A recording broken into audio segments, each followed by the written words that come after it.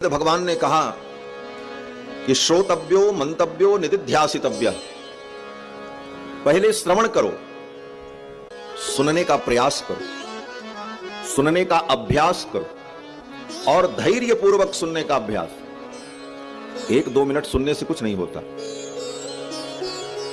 धैर्य पूर्वक बात समझ में नहीं आ रही है फिर भी सुनने का प्रयास, समझने का प्रयास, फिर समझते समझते सुनते सुनते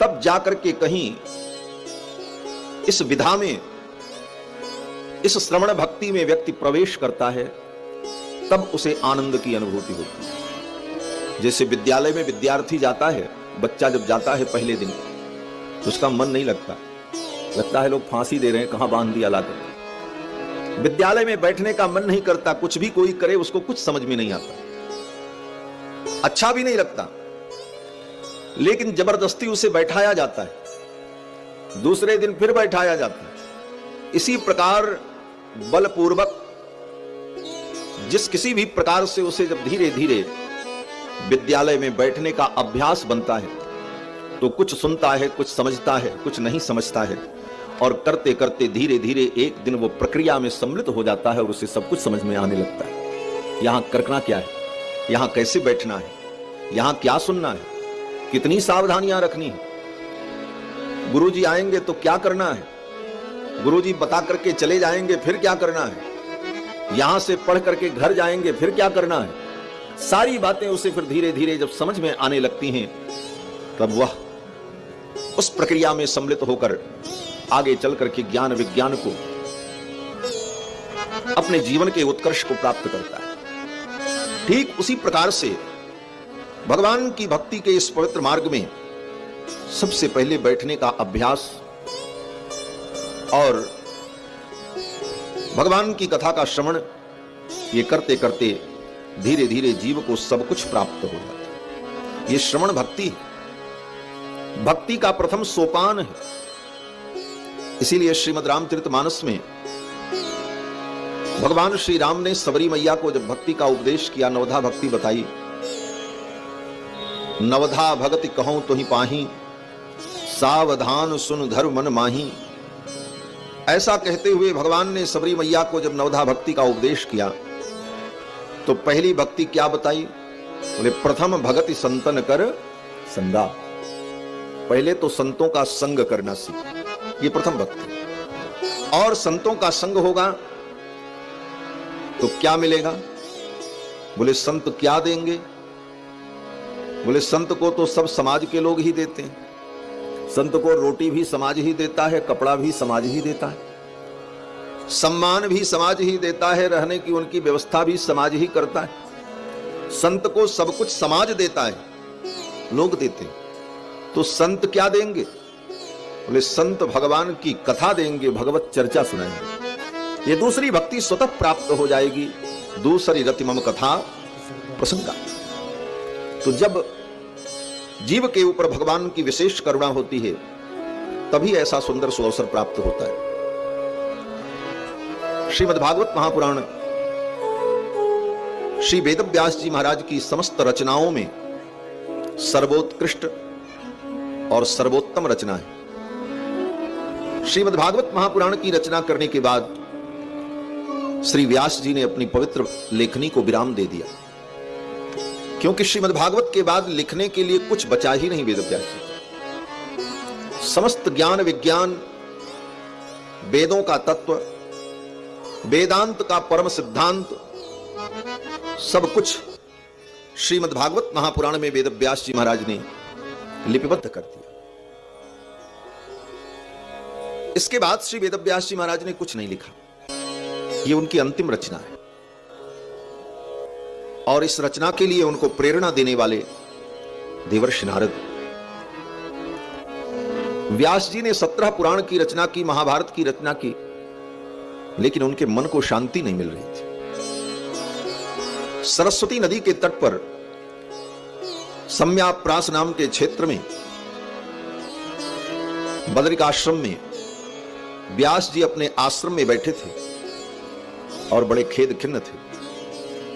उसी समय देवर्षि नारद आए देवर्षि नारद ने व्यास जी को देखा और पूछा, व्यास जी आप इतने खेद खिन्न हैं, उदास हैं, क्या बात है? तो व्यास जी ने कहा, प्राणियों के कल्याण के लिए वेद के तत्व को महाभारत के रूप में और 17 पुराण के रूप में मैंने लिखा, वेदों की व्याख्या की, वेद वेदांत के रहस्यों को सरल और सुगम बनाकर कथाओं के माध्यम से मैंने प्रस्तुत किया, लेकिन इतना करने के बाद भी मेरे मन को शांति नहीं मिली।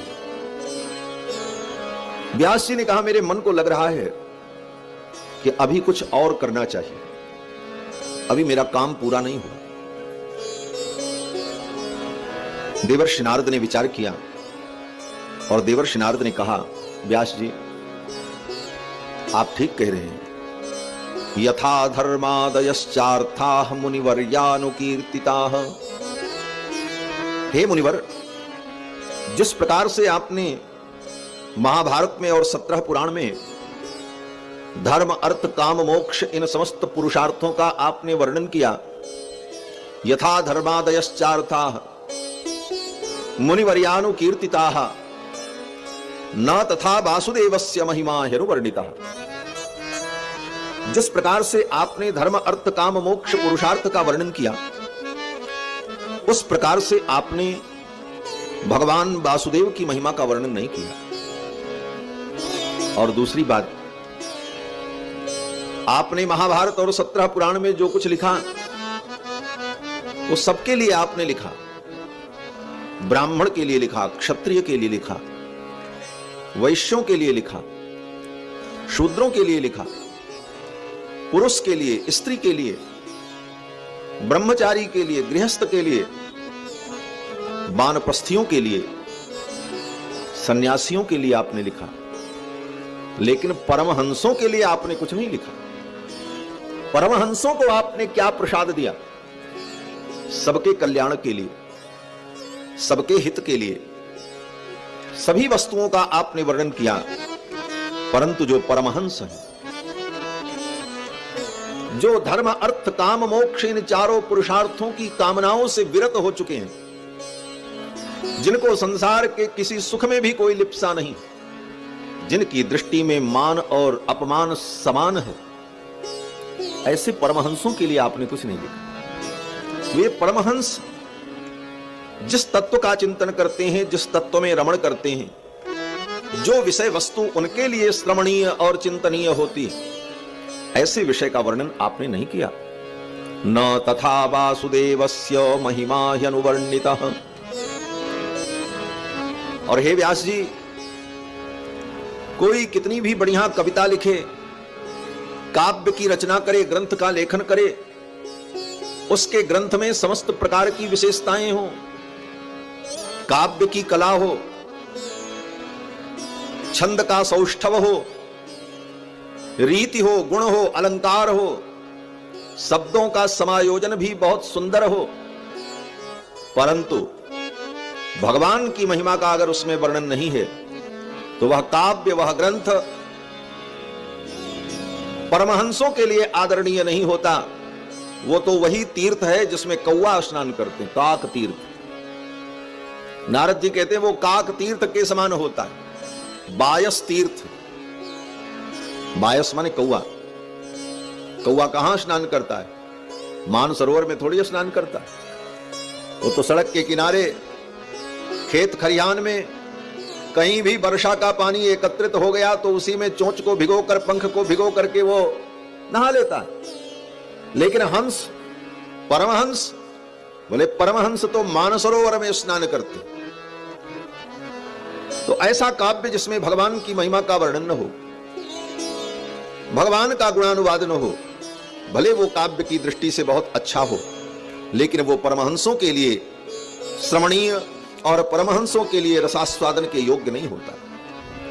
और जिस काव्य में छंद भंग हो, व्याकरण, अलंकार भी न हो, शब्द का संयोजन भी बहुत सुंदर न हो, परंतु भगवान की महिमा का वर्णन हो, भगवान के नाम और गुण से युक्त हो, तो गायन्ति शृण्वन्ति गृणन्ति साधवः, ऐसे काव्य को, ऐसे ग्रंथ को बड़े बड़े साधु संत महापुरुष परमहंस गाते हैं, सुनते हैं, चिंतन करते हैं, रमण करते हैं। आपने जो कुछ बनाया वो सब विद्वानों के लिए आदरणीय है, पठनीय है, लेकिन परमहंस लोग जिसमें डुबकी लगावें, परमहंसों की मति जिसमें गोता लगावे, ऐसा कोई ग्रंथ आपने नहीं बनाया। तब व्यास जी ने कहा, हां ये बात तो है, मैं क्या करूं। नारद जी ने कहा, भगवान की महिमा का वर्णन करने वाले दिव्य ग्रंथ का प्रणयन करो। व्यास जी ने कहा, भगवान की महिमा को मैं कैसे जान पाऊंगा। तो नारद जी ने कहा, समाधिना अनुस्मर तद्विचेष्टितम, अपने मन को समाहित करके भगवान का ध्यान करो, भगवान की संपूर्ण महिमा आपके हृदय में प्रकट हो जाएगी। और यह कहते हुए देवर्षि नारद ने वेद व्यास जी को संक्षेप में भागवत तत्व का उपदेश किया। और नारद जी भागवत तत्व का उपदेश करके जब चले गए तो श्री वेद व्यास जी महाराज ने नारद जी के द्वारा सुने हुए उपदेशों का चिंतन करते हुए, भगवान का ध्यान करते हुए इस ग्रंथ को प्रकट किया, जिस ग्रंथ में श्रीमद् भागवत महापुराण में ज्ञान विज्ञान भक्ति के सहित परम तत्व परमात्मा का विशुद्ध रूप से वर्णन किया गया, कपट रहित विशुद्ध धर्म का वर्णन किया गया।